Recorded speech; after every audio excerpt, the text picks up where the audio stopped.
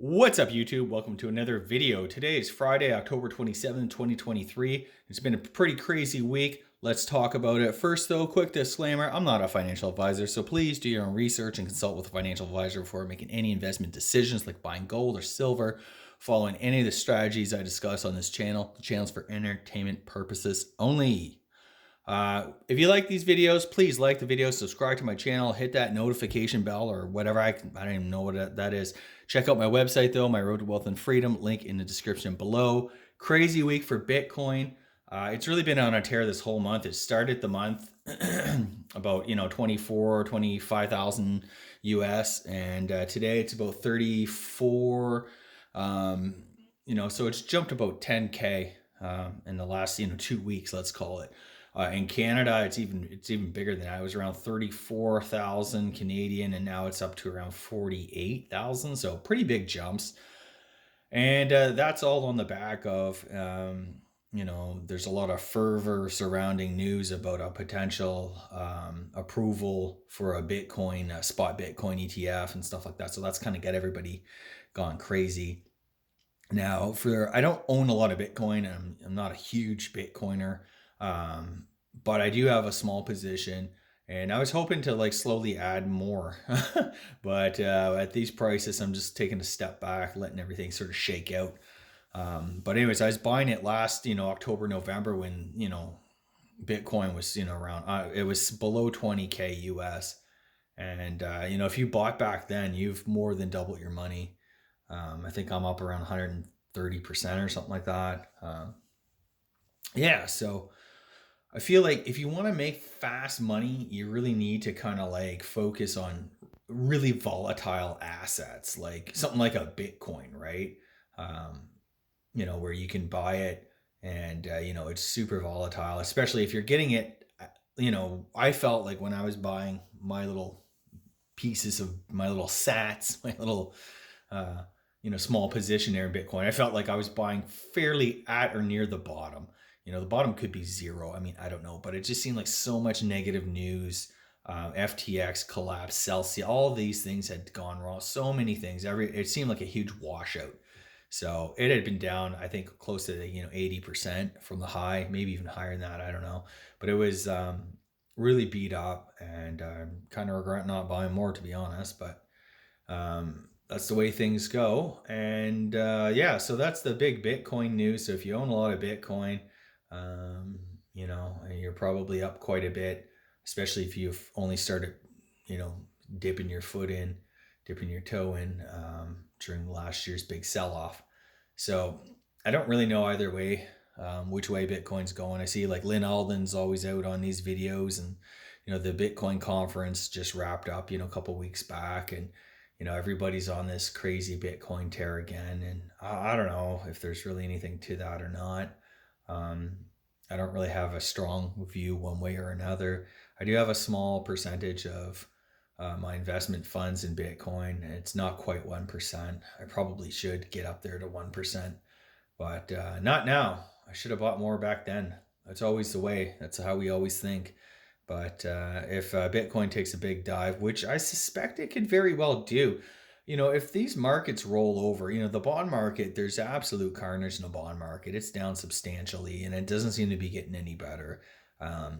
We still have inflation that's pretty sticky. It's definitely way above target, and we got governments that keep spending. And that one of the interesting things that happened this past week, I don't want to kind of jump all over the place, but I will say this: the Bank of Canada held rates here. And one of the things that they were talking about, sticky inflation, and our Bank of Canada governor, Tiff Macklem, come out and said it's hard to get inflation under control, basically, when you have the federal government keep spending money. They keep giving people money to buy groceries and doing all this stimulus in effect. So that's just kind of, where we're at. Inflation doesn't seem to really be going away. It doesn't really seem to be going anywhere. And on top of that, you have, governments continuing to spend into it, which makes the job of central banks that much more difficult. And it just makes it seem like, there's no real end in sight for any of this mess. I do feel like we're headed, and at least in Canada, probably most of the world over, significant asset revaluations. I think housing is way overvalued still. It's going to come down. The stock markets are definitely going to come down in a big way. Um, the bond market has like had a huge sell off. Some of these long bonds, TLT, I have a very small position in TLT and I'm down about 20%, and I bought it when it was down almost 50%. So go figure. Um, anyway, I don't really, again, like all of these things, guys, I don't really have a strong opinion one way or another. If I do have a strong opinion about something, is that, this world, this economic environment is very, very, very uncertain. Even the pros don't really know one way or another. They don't really have a strong view, especially short term. Um, and it pays to be diversified. That's all I'll say. It's very uncertain, but all I can do, if I want to kind of bring it down to the personal level, I find with every ounce that I stack, or silver or gold or whatever, with every dollar I save, every dollar, if you're in debt, with every dollar you pay off in debt, your personal financial situation becomes a little bit less uncertain. You're growing stronger financially, at least. And that's kind of how to, I think, play this. It's, you do want to have a lot of cash. You do want to have some hard assets, because things can really go awry. And even stocks, I've been saying in my last couple of videos, I've been, interested in some of these hard hit dividend paying stocks. Utilities, especially here in Canada, the utility sector is just destroyed, down 30%. Pipeline companies, there's a lot of infrastructure stuff. They might be worth starting to nibble at. That's what I've been saying, and it's kind of been what I've been doing. Simply for the fact that I like having passive income. I know there's risk. The markets can still go down quite substantially, but I feel like, the S&P 500, it's basically seven stocks that have been kind of leading the way, and they kind of came out this week. They've actually, a lot of them have had earnings, and it's been sort of a mixed bag. Some beat, some miss, some not as good as what people thought. The point is that these stocks were priced to perfection, and once they roll over, it's going to take that whole index down, because other than those seven stocks, the vast majority of the S&P 500 companies are basically treading water, or in the red. So that's kind of where we're at here in Canada. Like our TSX is heavily weighted towards like the banks and energy and stuff like that. So it's kind of just below the pre-COVID high. So it's basically worked off all of the excess post-COVID. And if you're looking at Canadian bank stocks, these things have really taken a dive this past month. Bank of Nova Scotia is at lows. I don't think it's ever been this low. Or yielding as high as it is now. I think it's almost 7.6, 7.7% or something like that. I mean, the bank has problems. There's a huge real estate issue here in Canada. Consumer spending. Like, there's a whole lot that can go wrong with this economy, no question about it. And the banks are going to be at the forefront of this whole mess and chaotic unwind of this massive housing bubble that we're in. But that said, there will come a point, I'm sure, when, Canadian banks, are probably going to be a buy again. It's just, I personally feel that now is not quite that time. And there's something that a lot of Canadian investors may be unaware of. First of all, I will say that Canadian bank stocks and their dividends are considered sacrosanct here in Canada, virtually untouchable. This is something that you can buy and rest well, knowing that, you're safe and it's going to be all fine and dandy. I don't believe that rosy view. I think there are significant risks to Canadian banks that people aren't full well aware of. It's not just, something in Canada that could bring these things down.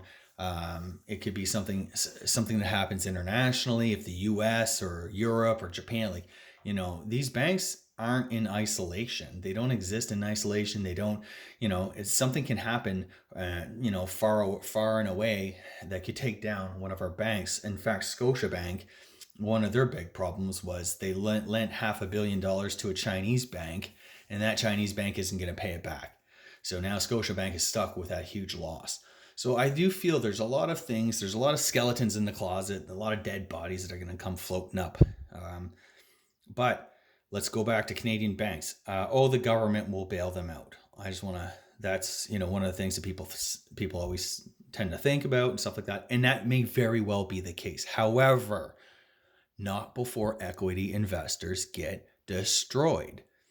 So after a great financial or a global financial crisis, the GFC 08, 09, new legislation came into being here in Canada that was called bail-in legislation, because they didn't want to, have, our banks go down and then the public be on the hook to bail them out. So they they decided that what would happen, they created these bail-in bonds where people would buy these bonds, and in the event a Canadian bank collapsed, that bank, the equity would go to zero, and the bonds would then convert to equity to recapitalize the new Phoenix bank risen from the ashes or whatever. But like I say, equity investors are wiped out. So, and the way losses are, the way leverage and stuff like that is used, there's literally going to be nothing left for equity investors. So if a big bank does go down, it's going to probably take more than just one. And the nightmare scenario would be, all of our banks would be, could potentially need a bail-in. It would be a huge systemic issue, and would not bode very well at all for anybody. But that's just to say that there are risks. If you own shares of Scotiabank or shares of Royal Bank, or I'm not picking on any one bank, I'm just saying that, in an extreme event, which, we've seen several in the past 15 years, these banks aren't above going down with the ship, okay?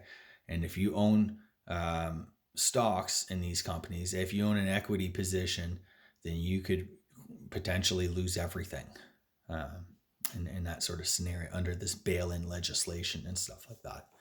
So anyways, moving on. That's just sort of my standard spiel there. Let's talk gold and silver now. So let me see, where's gold at today? Gold currently is at just under 1995 US. Silver a hair above $23. Again, these have been proven to be good stores of value, and they respond positively during times of crisis, which is, we're kind of in one now. It's interesting for me to see, so first of all, that I quoted the price in US dollars. Well, in Canadian dollars, gold is at or near an all-time high. If you want to pick up one of these ounces, it's almost, I think, just under $2,900 US. And a big thing about that is, our dollar in the past week has lost like 5 cents compared to the US dollar. So that's another thing too. Not only has gold gone up, but that, our currency basically is down 5 cents. It's in purchasing power compared to the US. Of course, gold is priced in US dollars. So that 5 cents, if you want an ounce, it's not only has the price gone up, but by, I don't know exactly how much from last week, but let's call it $50 or whatever. However, that currency differential will cost you an extra $130 to buy an ounce of gold. So again, right? It's, if you think you're gonna wait and until things get really bad before you get into some gold and silver, you're kidding yourself, because things happen out of the blue too. Like, what really sent precious metals rising was this, surprise attack in the Middle East, in Israel. And, there's just been a lot of things that has, come out of the blue that will cause these things to rise. And again, that's a big reason to hold them. It's very hard to make the case, I find anyways, it's very hard to make the case empirically for gold. Like, oh, if you just do this, it does this. And, you know, you hold gold and maybe to a lesser degree silver, because it is a true diversifier. When crazy stuff happens, it causes gold, the price of gold, to increase. The value of gold is increased in times of crisis, whether that's war or financial distress or, you know, any of that stuff. So that's why I hold it. That's why I see the value. I recognize that value and that protection that it comes. You know, it's not going to solve all your problems, and it's not going to, like, you know, make everything okay. I am expecting that my financial assets, I'm going to end up taking huge losses in my financial assets. If, you know, some of these worst case scenarios happen, and I just don't want to be destitute, basically. So that's my reason for hedging a lot of that crazy risk with something tangible like gold and silver that will have its value no matter what's going to come. So it's not a perfect way to do it. I can't show you guys charts and, you know, wow you with all this technical stuff that, oh, it's, you know, it's going to do this, it's going to do that. I just know, you know, I want to keep 5 to 10% in gold and silver, and I'm good with that.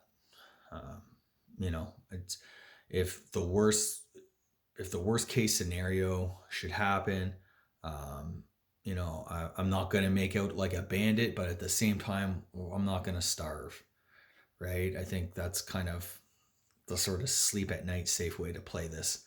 And yeah, so that's sort of my focus right now. I was in the mood to buy another piece of gold, but with prices up like this right now, I'm just gonna kind of wait. I think you know, it could certainly go much higher.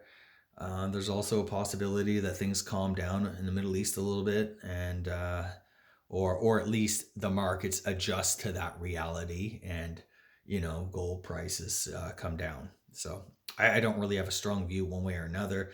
Right now, I'm just I'm saving some cash and just waiting for an opportunity either in Bitcoin. Bitcoin's had a big run up too. I would like to. I was trying to add a little bit of Bitcoin as well a couple of weeks back, but it never. I put in buy orders well below the market price, just in case. It's so volatile that on a Saturday night, you know, the thing can drop 5K or whatever. Like, it's insane. So I usually try to do that, try to capture any of the volatility in that. Sometimes my orders get triggered, sometimes not. I do that in the markets as well. So yeah, the video is sort of starting to get a little bit long. I just thought I'd kind of share that. And yeah, if you guys don't have any gold or silver, I use Silver Gold Bull for the majority of my straight bullion purchases. They price match, you know, they safe, secure shipping. I think everybody, if you don't have any gold or silver, you should probably have a little bit. It's worth kind of dipping your toe in.